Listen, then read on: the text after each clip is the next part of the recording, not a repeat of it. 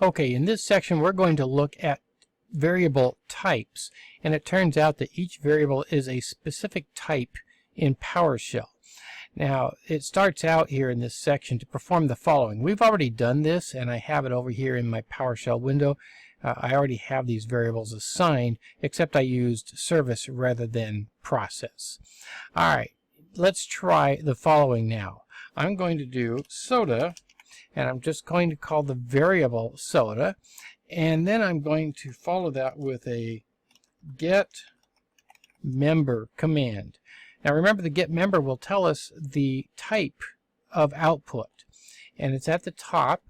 And look at this. This is a string output, and remember that we put in a literal string up here, and PowerShell recognized the fact that that was a string, so it knew the type, the variable type, or the type of the data, I should say, inside of that variable. Alright, let's try it with the cans and see what happens. So I'm going to do cans, and then I'm going to pipe that to get member, and let's see what type we get. We get a 32-bit integer type, so it recognized that this is not a string as it was up here, but PowerShell recognized the fact that this was an integer, and it actually gives me an integer type, a 32-bit integer in this case. Well, what about this one then, the 12.5? Let's see what that does.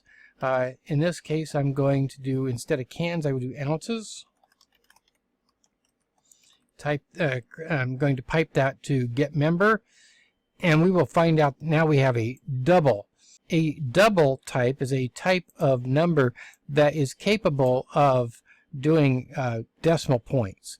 And so because it's not an integer, integers are 1, 2, 3, 4, 5, 6, and so on, because we have a decimal, we can't do a integer type. We have to do one of the other types of numbers that is capable of decimals.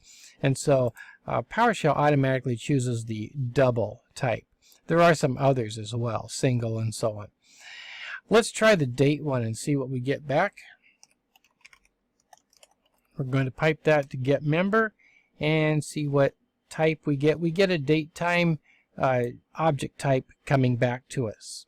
What object type will we get with the service? I didn't do get process, I did get service. So let's try the services, and we will pipe that to get member because I didn't spell it right there. There we go. Let's try that, and sure enough we get a service controller type back. We would get a process type back if this was a process. So you can see that PowerShell is very good at understanding the kind of data and then assigning the data type according to whatever type of data it sees. Now we do have some control over that. We're not going to get that deep into this, into changing the data type, but you do have some control over the data types, and you can change that up if you wish. Notice that in this case processes, or in my case services, actually holds a collection of objects, multiple lines each with a different process. Just for fun, let's do processes, and equals get process, and now let's call that back up and see what it looks like. Right host processes. And sure enough, it looks very much like the services. It's just the names of the various processes. But this is a collection of objects. This is not a single object, and that's going to be important later on as we begin to look at various dimensions of variables. So that'll be an interesting topic when we get to that.